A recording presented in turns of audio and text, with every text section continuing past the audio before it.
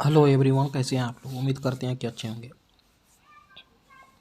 आज मैं दोस्तों आप लोगों के लिए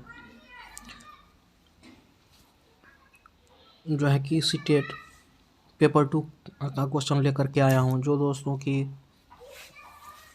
पॉलिटिकल साइंस में जितने भी पूछे गए सवाल हैं मैं उसको कवर करवाऊंगा। खास करके संविधान से रिलेटेड जो भी पॉइंट आते हैं दोस्तों सीटेट में, मैं उसको कवर करवाने का कोशिश करूँगा। आई होप कि वीडियो पसंद आएगा। वीडियो पसंद आए तो लाइक सब्सक्राइब जरूर कीजिएगा। चलिए दोस्तों, हम लोग शुरुआत करते हैं आज की पाठशाला। भारत में संविधान सभा के सिद्धांत का दर्शन सर्वप्रथम किसके द्वारा तैयार किया गया था।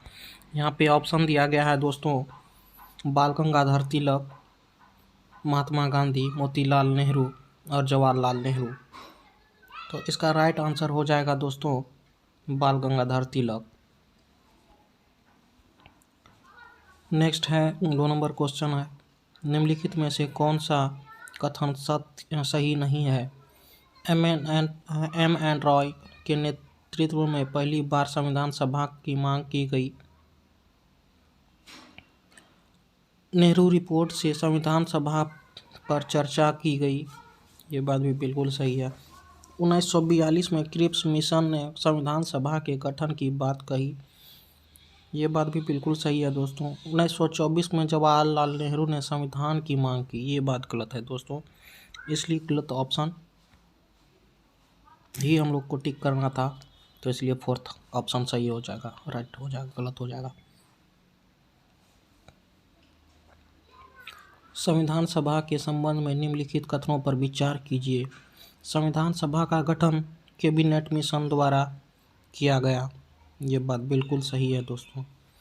संविधान सभा के सदस्य का निर्वाचन अप्रत्यक्ष रूप से संविधान सभा द्वारा किया जाना था। इसमें देशी रियासत भी शामिल थी। इस तरह से हम लोगों का ऑप्शन देख सकते हैं दोस्तों, यहाँ पे दिया गया है केवल एक जो है कि ए सही है, बी बाद बाकी गलत है, इसलिए हमारा राइट आंसर 1 हो जाएगा। 4th नंबर क्वेश्चन है दोस्तों, निम्नलिखित में कौन सा कथन सही नहीं है। तो नहीं को टिक करना है। तो यहाँ पे देख सकते हैं ऑप्शन में 13 दिसंबर 1946 को नेहरू के उद्देश्य प्रस्ताव प्रस्तुत किया गया। ये बात तो बिल्कुल सही है। संविधान का निर्माण कई समितियों की सहायता से किया गया। संविधान के निर्माण में 2 वर्ष 11 माह और 18 दिन लगे। ये बात बिल्कुल सही है दोस्तों। संविधान के सभी प्रावधान 26 जनवरी 1949 को लागू किया गया। नहीं, ये बात गलत है दोस्तों, क्योंकि यहाँ पे नहीं वाला ही पूछा गया है, क्योंकि कुछ 1950 26 जनवरी को भी लागू किया गया था, इसलिए हमारा ऑप्शन नंबर 4 सही हो जाएगा। निम्नलिखित में कौन सा युग्म सम्मिलित नहीं है। यहाँ पे हम लोग इसको देखेंगे, देन उसके बाद बताएंगे कि कौन सा युग्म सही नहीं है। तो यहाँ पे आप लोग देख सकते हैं, संचालन समिति राजेंद्र प्रसाद देख रहा था, मूल अधिकार समिति सरदार पटेल, संघ संविधान समिति जवाहरलाल नेहरू और प्रांतीय समिति जो है ये भीमराव अंबेडकर नहीं, ये प्रारूप समिति के अध्यक्ष थे। इसलिए 4th ऑप्शन जो है कि राइट हो जाएगा।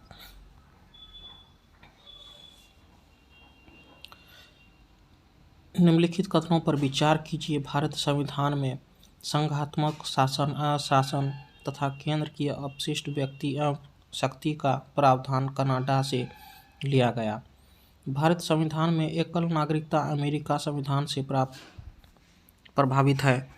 और ऑप्शन है यहाँ पे दिया गया है दोस्तों, उपरोक्त में से कौन सा सही है। ए सही है, बी गलत है, ए गलत है, कथन बी सही है। इस तरह से हम लोग देख सकते हैं 4th ऑप्शन तक कि दोनों कथन ए और बी सही है, ए और बी दोनों कथन गलत है। तो इसका राइट जवाब हो जाएगा 1 नंबर ए सही है, किंतु बी गलत है। निम्नलिखित में कौन सा युग्म सम्मिलित नहीं है? जिसको सम्मिलित नहीं है उसको दिखाना है दोस्तों। तो यहाँ पे जो है कि केंद्र राज्य संबंध कनाडा ये सम्मिलित नहीं है, इसलिए हमारा जवाब 4 नंबर हो जाएगा। संविधान के किस अनुच्छेद में अल्पसंख्यकों को शिक्षण संस्थान की स्थापना का प्रावधान किया गया है? ऑप्शन दिया गया है दोस्तों अनुच्छेद 25, अनुच्छेद 28, अनुच्छेद 29 और अनुच्छेद 30। तो इसका राइट जवाब हो जाएगा अनुच्छेद 30।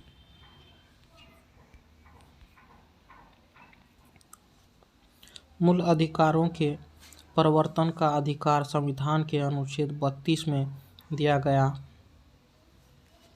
डॉक्टर भीमराव अंबेडकर ने इसी संविधान भारतीय संविधान की आत्मा कहा। ठीक बात है। अनुच्छेद 32 के अंतर्गत व्यक्ति मूल अधिकारों की रक्षा हेतु जा सकता है। इसका ऑप्शन हम लोग देख लेते हैं। केवल सर्वोच्च न्यायालय में, केवल राज्य न्यायालय में, सर्वोच्च न्यायालय तथा उच्च न्यायालय दोनों में। इसका राइट आंसर यही हो जाएगा दोस्तों, सर्वोच्च और उच्च न्यायालय दोनों में जा सकता है। और हमारा 10 नंबर क्वेश्चन है 42वें संविधान संशोधन 1976 में संविधान की प्रस्तावना में जोड़ा गया। केवल समाजवादी तथा पंथनिरपेक्ष, समाजवादी, पंथनिरपेक्ष तथा अखंडता उपरोक्त में से कोई नहीं। तो इसका राइट ऑप्शन हो जाएगा 3 नंबर। निम्न में से किस वाद में सर्वोच्च न्यायालय ने प्रस्तावना को संविधान का मूल ढांचा माना? बेरूवाड़ी वाद में, केशवानंद भारती वाद में, सज्जन सिंह वाद में, शाहबानो वाद में। तो इसका राइट आंसर हो जाएगा केशवानंद भारती जो है कि इसी वाद में संविधान को मूल ढांचा माना। निम्नलिखित पर विचार कीजिए। सामाजिक न्याय, आर्थिक न्याय, राजनीतिक न्याय, धार्मिक न्याय। यहाँ जो है कि राजनीतिक न्याय, सॉरी दोस्तों, इस तरह से हम लोग देख सकते हैं। इसमें दिया गया है उपरोक्त में से किसका उल्लेख संविधान की प्रस्तावना में मिलता है? तो इसका जो है राइट आंसर हो जाएगा ABC, यानी कि सामाजिक न्याय, आर्थिक न्याय, राजनीतिक न्याय, धार्मिक न्याय नहीं। इसलिए हमारा ऑप्शन 3 सही हो जाएगा दोस्तों। नेक्स्ट है निम्नलिखित युग्म को सम्मिलित कीजिए। विधि के समक्ष समानता,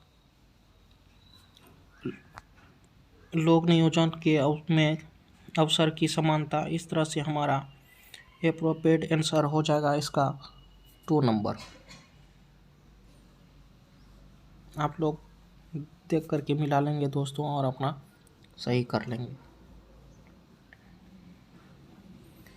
भारतीय संविधान द्वारा दिए गए डैश नागरिकों को यह अनुमति देता है कि वे उच्च न्यायालय या सर्वोच्च न्यायालय जा सकते हैं यदि उसे ऐसा लगता है कि उसके मौलिक अधिकार का सरकार द्वारा उल्लंघन हुआ है। तो वो जीवन का अधिकार, संवैधानिक उपचारों का अधिकार, शोषण के विरुद्ध अधिकार, समानता का अधिकार। तो इसका राइट आंसर हो जाएगा दोस्तों संवैधानिक उपचारों का अधिकार है।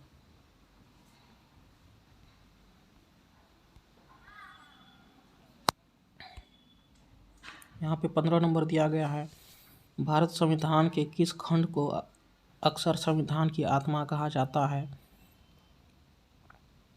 इस तरह से आप लोग ऑप्शन को देखते हुए जानते ही हैं भारत संविधान की आत्मा संविधान की प्रस्तावना को कहा गया है, इसलिए 4th आंसर सही हो जाएगा। आई होप कि ये वीडियो आप लोगों को पसंद आया होगा दोस्तों। वीडियो पसंद आए तो लाइक सब्सक्राइब जरूर कीजिएगा, क्योंकि मैं आप लोगों के लिए इस तरह का हेल्पफुल वीडियो बनाते रहता हूँ।